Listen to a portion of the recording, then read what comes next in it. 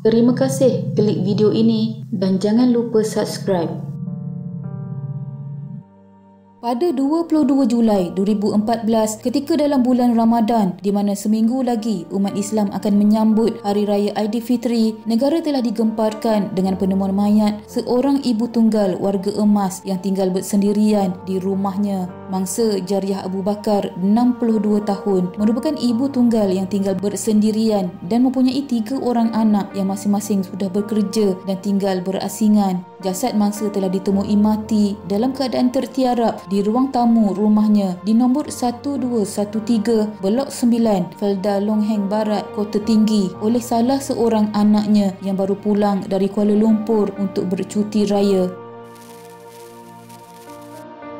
Pada hari itu, anak mangsa yang tinggal di Kuala Lumpur telah pulang lebih awal ke kampung bagi menyambut hari raya yang tinggal lebih kurang seminggu lagi. Berita untuk pulang ke kampung itu juga tidak dikabarkan kepada ibunya kerana ingin membuat kejutan. Selain ingin menghabiskan puasa bersama-sama ibu tercinta, sehinggalah untuk menyediakan persiapan menyambut hari raya bersama. Selepas berbuka puasa, anak mangsa memulakan perjalanan pulang ke kampung dari Kuala Lumpur dengan penuh rasa kegembiraan dan tiba di rumah ibunya kira-kira jam 11 malam. Sebaik tiba bersama keluarganya, anak mangsa melihat rumah ibunya berada dalam keadaan gelap gelita. Biasanya pada waktu malam, ibunya biasa membuka sekurang-kurangnya satu lampu biarpun sudah tidur pada waktu itu. Dengan perasaan curiga, anaknya mula memberi salam dan memanggil mangsa beberapa kali. Anaknya pelik apabila ibunya tidak membuka pintu selepas beberapa kali dipanggil.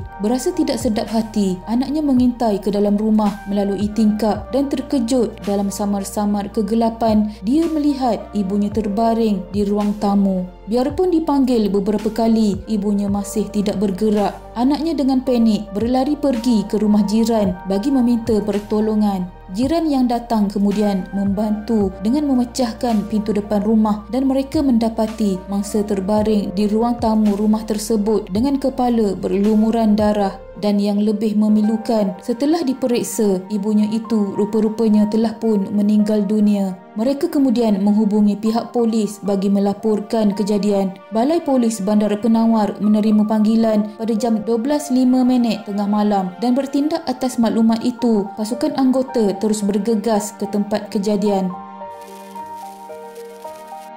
Ketua Polis Daerah Kota Tinggi Superintenden Rahmat Osman mengesahkan menerima laporan berkenaan kejadian tersebut. Berdasarkan siasatan di tempat kejadian, ibu tunggal terbabit dipercayai adalah mangsa samun yang bertukar menjadi mangsa bunuh. Ini menurut laporan anak mangsa. Ibunya memakai beberapa barang kemas, di antaranya adalah 2 buah kalung emas yang ketika mangsa dijumpai, barang kemasnya itu telah hilang. Mangsa juga mempunyai 2 telefon bimbit yang juga dilaporkan hilang di tempat kejadian. Hasil siasatan di tempat kejadian, terdapat darah di pintu sebuah bilik dan di lantai serta pada serpihan kayu berhampiran mangsa. Sebatang kayu turut dijumpai di luar rumah mangsa yang dipercayai digunakan dalam kejadian tersebut. Mayat mangsa dihantar ke hospital untuk proses bedah siasat. Kes kemudian disiasat di bawah Seksyen 302 Kanun Keseksaan kerana membunuh.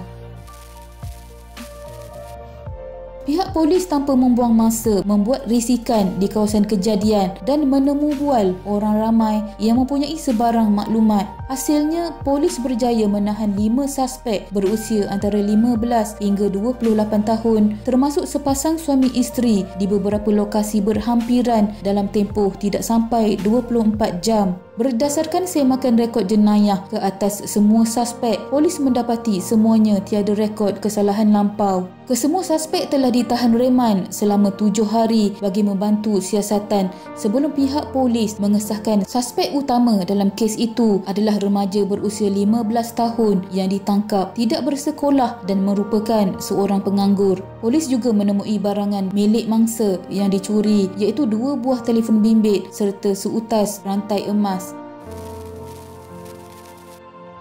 Jadi apa sebenarnya yang telah berlaku pada hari itu? Menurut siasatan pihak polis, pada 20 Julai 2014 pada pukul 12.05 tengah hari, suspek utama telah pergi ke rumah mangsa dengan dua rakannya untuk melakukan pencurian, tetapi hanya suspek utama yang masuk ke dalam rumah melalui bumbung. Mangsa yang ketika itu berada di rumah telah menyedari kehadiran suspek dan menjerit. Namun suspek memukul mangsa dengan sebatang kayu di bahagian kepala sehingga menyebabkan kematiannya. Sementara itu, rakan-rakan suspek telah melarikan diri apabila mendengar jeritan mangsa. Mangsa mengalami kecederaan di kepala setelah dipukul dengan sebatang kayu yang menyebabkan kematiannya. Sementara bedah siasat mengesahkan bahawa kematiannya disebabkan oleh pukulan dari objek tumpul. Setelah mengambil barang-barang kemas di badan mangsa, suspek menggeledah rumah sebelum turut melarikan telefon bimbit milik mangsa.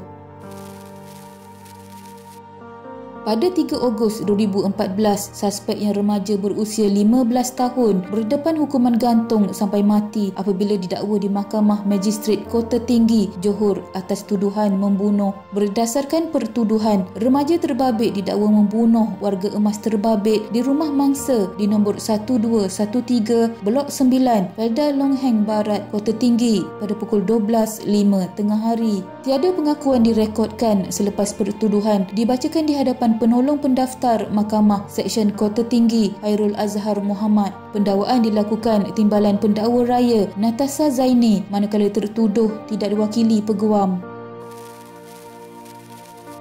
Pada 6 April 2016, Mahkamah Tinggi Johor Bahru, suspek dihukum ditahan atas perkenan Sultan Johor di bawah Seksyen 97/2 Akta Kanak-Kanak 2001 setelah didapati bersalah membunuh Jariah Abu Bakar 62 tahun dalam kejadian pecah rumah di Felda Long Heng Barat, Kota Tinggi. Suspek telah membuat rayuan bagi mengetepikan hukuman yang telah dijatuhkan kepadanya. Namun pada 15 Februari 2017, Mahkamah Rayuan Putrajaya menetapkan bahawa suspek tetap dalam tahanan atas perkenan Sultan Johor. Hakim Datuk Wira Mukhtaruddin Baki yang mengetuai panel Mahkamah Rayuan 3 anggota berpendapat bahawa rayuan remaja tersebut terhadap hukuman yang dijatuhkan oleh Mahkamah Tinggi pada 6 April 2016 tidak berpengaruh. Panel yang juga dianggotai oleh Datuk Harminder Singh Daliwal dan Datuk Abdul Karim Abdul Jalil membuat keputusan itu setelah mendengar permohonan dari Peguam Bernard Josh dan Timbalan Pendakwa Raya Nur Shafni Mustafa. Remaja itu kelihatan tenang setelah mahkamah membacakan keputusan tersebut.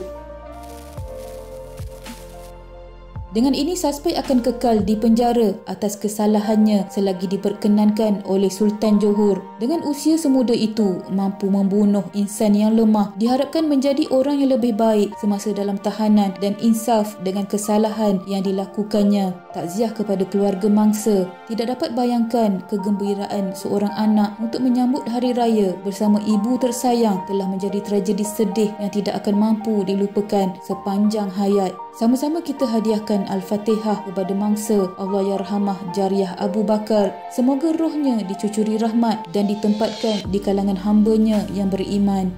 Sekian.